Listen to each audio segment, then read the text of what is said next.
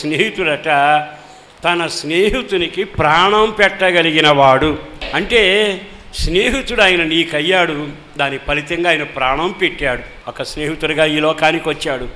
మన జీవితానికి కొరకు ప్రతి శాపాన్ని నెత్తిన వేసుకున్నాడు. అడుగులు వేశాడు, అడుగడుగున శ్రమలు అనుభవించాడు.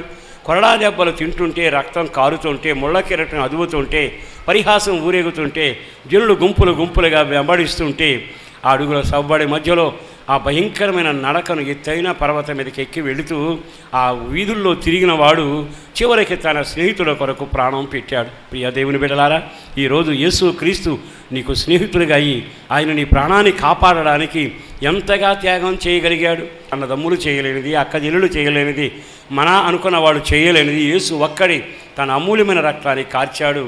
ఆ రక్తం ద్వారా కడగబడ్డాం. ఆయన మెల్లని స్వరం నీకు వినబడుతుంది, స్నేహితుడా, ఓ స్నేహితుడా, నీ కొరకు నేను ప్రాణం పెట్టాను. ఆయన ఎన్నిసార్లు మెల్లని స్వరంతో మాట్లాడాడు, నేను నీ కొరకు ప్రాణం పెట్టాను స్నేహితుడా. అవునా? అయినా నీతో మాట్లాడే టైం నాకు లేదయ్యా, నీ కొరకు నేను ప్రాణం పెట్టాను. నేను నీ సన్నిధికి వచ్చి ఆరాధన చేసే టైం అసలు లేదయ్యా. ఒక్కసారి తట్టి, స్నేహితుడా, నీ స్వరం నాకు వినబడని, నా ముఖం ఒక్కసారి నీకు కనబడని, అంత టైం నాకు లేదయ్యా. బాగా ఆలకించండి. ద్రోహం అనేది ఎక్కడో లేదు. ఇస్కరియోతు యోధా చేసింది ద్రోహం చాలా తక్కువ.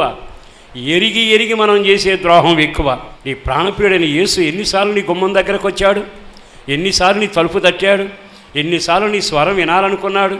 నా స్నేహితుల్లాగా నాతో మాట్లాడటానికి మోకరించలేవా అంటే, కడగబడి బయటపడి రక్షించబడి దేవుని సొత్తాయి. ఇప్పుడు దేవుని కంటే, ప్రాణ స్నేహితుడి కంటే నీ వ్యాపారం ఎక్కువైపోయింది, నీ ఉద్యోగం ఎక్కువైపోయింది, నీ స్నేహం ఎక్కువైపోయింది, రాబడి ఎక్కువైపోయింది. నా యేసు కన్యల మధ్యలో నీ కొరకు నిలబడిన రోజులు ఉన్నాయి. బైబిల్లో చాలా మాటలు రాయబడ్డాయి. అందులో ఫిలిప్పీ పత్రికలో కూడా రాయబడింది, యెషయాలో కూడా రాయబడింది. ఏమని? నిన్ను చూచి నేను ఆనందిస్తున్నాను.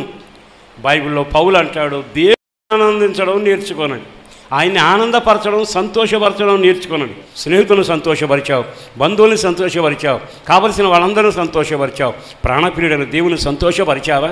దేవుణ్ణి సంతోషపరచడం అనే ఒక కార్యక్రమాన్ని గురించి తెస్సలోని సంఘానికి పౌలు రాసిన మొదటి పత్రిక 4వ అధ్యాయము 2వ వాక్యం. కాగా మీరు ఎలాగు